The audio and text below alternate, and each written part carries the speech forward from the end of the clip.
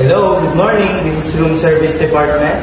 This is Kren speaking. How can I help you? Good morning. Can I order my breakfast? Certainly, ma'am, but before I take your order, do you have your menu? It is located on the table beside your bed. Did you see it? Yes. Okay, ma'am, may I know your name and room number, please? My name is Nina Cypress and room 314. Can I order American breakfast, scrambled egg, white toast with butter, orange served with cold milk, orange juice, sausage, and hot tea?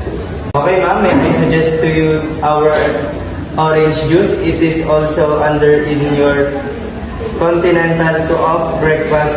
Would you like me to add it in your breakfast, ma'am? No thanks.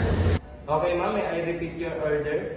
You order American breakfast scrambled egg, white toast with butter, porridge served with cold milk, orange juice, sausage, and hot tea. Yes.